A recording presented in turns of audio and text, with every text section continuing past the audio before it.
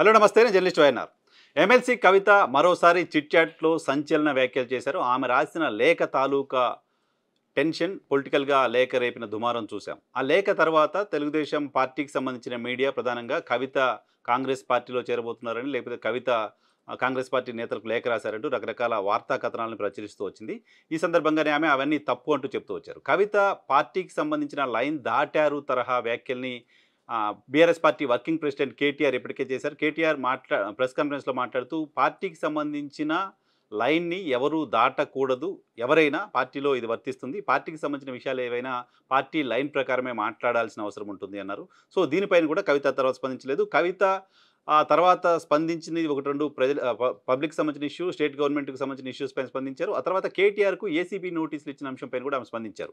ACB నోటీసులు కేటీఆర్కి ఇవ్వడం అంటే రాష్ట్ర ప్రభుత్వం భయపడుతోంది, రాష్ట్ర ప్రభుత్వం కక్షపూరితంగా వ్యవహరిస్తోంది. సో ఇటువంటి నోటీసులకి కేసీఆర్ సైనికులు ఎవరు భయపడరు అంటూ ఆమె ట్వీట్ చేశారు. సో వివాదం సమసిపోయి ఉంటుంది. ఆమె కేటీఆర్కు నోటీసులు ఇవ్వడాన్ని తప్పుపడుతూ ట్వీట్ చేశారు కాబట్టి వివాదం సద్దుమణిగిందేమో అని అంతా అనుకున్నారు. కానీ ఆమె ఈరోజు చిట్ చాట్లో చాలా సంచలన విషయాలు మాట్లాడారు.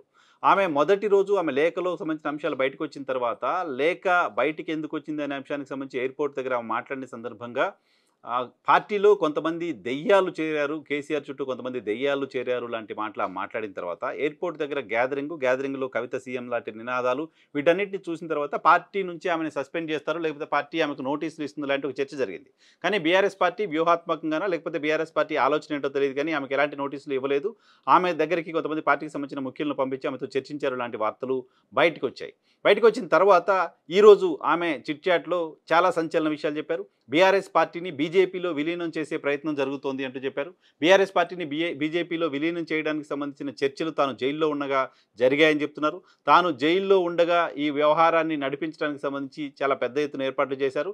సో తాను ఉంటే బీజేపీలో విలీనానికి అంగీకరించను కాబట్టి తాను లేని సమయంలో అటువంటి చర్చలు చేశారు అనే మాట ఎమ్మెల్సీ కవిత చెప్తున్నారు. సో బీజేపీ బీఆర్ఎస్ కలవకూడదు అని తను బలంగా కోరుకుంటున్నానని చెప్పారు.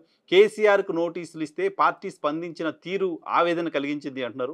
కేటీఆర్కు నోటీసులు ఇచ్చినప్పుడు చేసిన హంగామా, కేసీఆర్కు నోటీసులు ఇచ్చినప్పుడు ఎందుకు కనపడలేదు, బీఆర్ఎస్ పార్టీ వర్కింగ్ ప్రెసిడెంట్ ఏం చేస్తున్నారు తరహా వ్యాఖ్యల్ని, ఆ తరహా ప్రశ్నల్ని ఎమ్మెల్సీ కవిత స్పందించారు. కేసీఆర్ని మేమే నడిపిస్తున్నాం, కేసీఆర్ మా సూచనల ప్రకారమే నడుస్తున్నారు, కేసీఆర్ మేం చెప్పిందే వింటారు తరహా బిహేవియర్ చాలా మందిలో కనపడుతుంది, ఇది మంచిది కాదు అంటూ ఆమె మాట్లాడుతున్నారు. ఇంకా చాలా విషయాలు, చాలా అంశాలకు సంబంధించి కవిత గుండెబద్దలు కొట్టినట్టు మాట్లాడారు. గతంలో మాట్లాడిన మాటలు కేసీఆర్ పక్కనున్న కోవర్ట్లను ఉద్దేశించు, పార్టీలో కోవర్ట్లు ఉన్నారు అంటూ మాట్లాడుతున్న సందర్భంగా కేటీఆర్ కూడా అన్నారు అన్ని పార్టీలో కోవర్ట్లు ఉంటారు, కోవర్ట్లు ఏ పార్టీలో అయినా ఇతర పార్టీకి సంబంధించిన కోవర్ట్లు ఎవరైనా ఉంటే ఉండవచ్చు, ఆ కోవర్ట్లు ఎవరో వాళ్ళంతటా వాళ్ళే బయటపడతారంటూ ఒక వ్యాఖ్యానం చేశారు. అటువంటి కోవర్ట్లు తమను తాము వాళ్ళే ఎక్స్పోజ్ చేసుకుంటారు అంటూ గతంలో కేటీఆర్ మాట్లాడారు. సో ఇప్పుడు ఆ కోవర్ట్ల అంశానికి సంబంధించి కూడా కవిత రైజ్ చేస్తూ ఉన్నారు.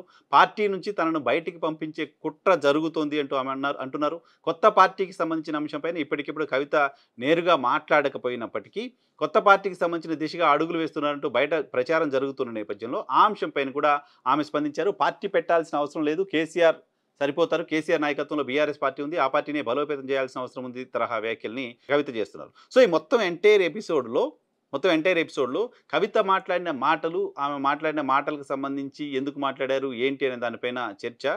కవిత మాట్లాడిన మాటల్ని చూస్తే మనకు అర్థమవుతోంది ఆమె రాజకీయంగా సొంతంగా అడుగులు వేయడానికి సంబంధించిన ఏర్పాట్లు చేసుకుంటున్నారు. దానికోసం పార్టీకి రాజీనామా చేసి వెళ్ళడం కంటే పార్టీ నుంచి షోకాజ్ నోటీసులు అందుకునో లేకపోతే పార్టీ నుంచి సస్పెన్షన్కు గురయ్యో బయటికి వెళ్ళి ఓ ప్లాట్ఫామ్ పెట్టే ఆలోచన చేస్తున్నట్టుగా కనపడుతుంది బయట నుంచి చూస్తున్న వాళ్ళకు, ఆమె పొలిటికల్ మూవ్స్ గమనిస్తున్న వాళ్ళకు.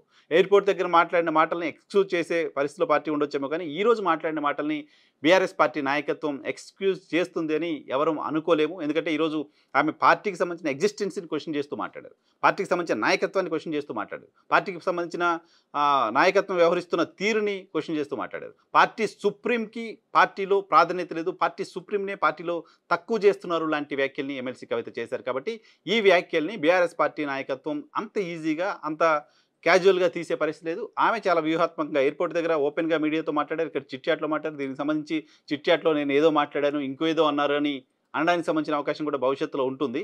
సో చిట్ చాట్లో మాట్లాడిన మాటలకు న్యాచురల్గానే ఈ మధ్యకాలంలో చిట్ చాట్స్ పెరిగిపోయాయి. ఆన్ రికార్డ్ మాట్లాడిన మాటల్ని చిట్ చాట్లో మాట్లాడుతున్నారు. ఆ తర్వాత మేము అలా అనలేదు, ఇలా అనలేదు అంటూ చాలామంది నాయకులు మాట్లాడుతున్నారు.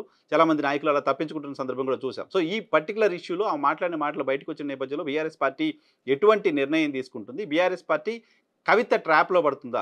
కవిత ట్రాప్ అని నేను అనొచ్చో లేదో గానీ, కవిత కోరుకుంటున్నారు. ఆమె పార్టీ నుంచి బయటికి వెళ్ళడానికి సంబంధించి తాను వెళ్ళడం గాకుండా పార్టీ పంపించే తరహా ఒక నేరేషన్‌ని క్రియేట్ చేసుకునే ప్రయత్నం ఆమె చేస్తున్నట్టు కనపడుతుంది ఆ మూవ్స్‌ని బట్టి చూస్తే.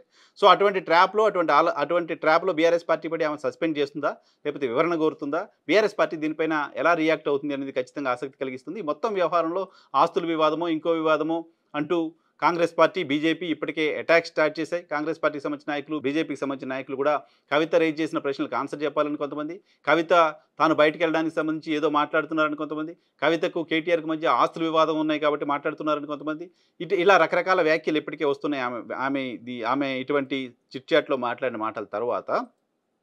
సో ఇప్పుడు కవిత వ్యాఖ్యల నేపథ్యంలో ఇప్పటివరకు లేఖకు సంబంధించిన అంశంపైన చర్చ, ఆ తర్వాత మళ్ళీ సద్దుమణిగిందండి చర్చ. ఇప్పుడు నేరుగా ఇంకా ఆమె తాడో పేడో తేల్చుకోవడానికి సిద్ధమైపోయిన వాతావరణం ఉన్న నేపథ్యంలో నేను ఇంతకుముందు చెప్తున్నట్లుగా బీఆర్ఎస్ పార్టీ అధిష్టానం, కేసీఆర్ మూవ్ ఎలా ఉంటుంది అనేది చాలా చాలా ఆసక్తిని కలిగించబోతోంది.